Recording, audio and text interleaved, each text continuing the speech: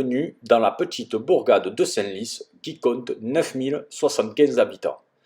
Située aux portes de Toulouse, vous serez chaleureusement accueillis par la halle du village qui représente le patrimoine du sud-ouest avec sa brique foraine. L'église Saint-Julien de Brioude vous accueillera tous les samedis pour des concerts à la harpe, mais aussi le moulin de Bellard qui a été déconstruit brique par brique puis reconstruit pour justifier les impôts locaux. Aujourd'hui, nous notons le repas de Bernard et Monique. Ils seront donc notés sur la cuisine, la décoration de la table et l'ambiance de la journée. Bon bah écoutez, moi pour la cuisine, j'ai décidé de mettre une note de 6. Le saumon, il y avait eu un peu la main lourde sur le wasabi. Les tagliatelles de courgettes, j'ai trouvé que c'était très bien. L'emporte-pièce et la présentation, c'était bien. La côte de bœuf, très bien. On voit qu'il y a une certaine maîtrise du barbecue. Il y a de l'expérience. Il manquait une petite sauce au poivre. Bon, le fromage, on passe parce que là, par contre, on sentait bien que la personne qui a fait la présentation du fromage, ce n'était pas son domaine. Très très bon l'épée de nonne, mais je crois pas que ça a été fait par l'hôte.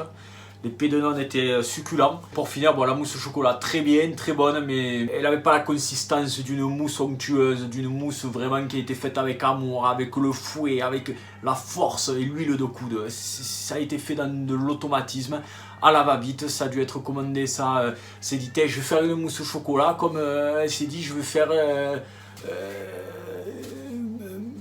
Sauf qu'une mousse au chocolat, ça se travaille. Ça s'accompagne, ça se vit. Ça, c'est une mousse au chocolat.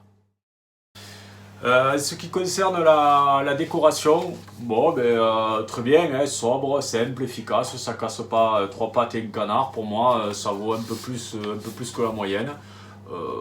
Voilà, rien à dire de plus ou de moins. Concernant l'ambiance, bon, il faut dire que les invités étaient quand même des invités de marque. Et on sait qu'avec ce genre d'invités, c'est un peu comme quand une poule elle pond un œuf d'autruche. En général, ça fend le cul. Donc là, on s'est bien fendu la gueule, il faut le dire. Il faut dire que pendant le repas, déjà, l'animation était là, il y avait de l'ambiance. Et puis bon, on a fini par un sacré petit jeu que je ne connais pas, un jeu suédois, le Molki, pour lequel il y a eu beaucoup de compétition, j'ai envie de dire, mais en bon enfant et surtout en très bonne galanterie, puisque à la fin, on a bien entendu laissé gagner la jante féminine afin de pouvoir profiter d'une soirée tranquille et sans encombre, et que chacun rentre chez soi sans aucun souci.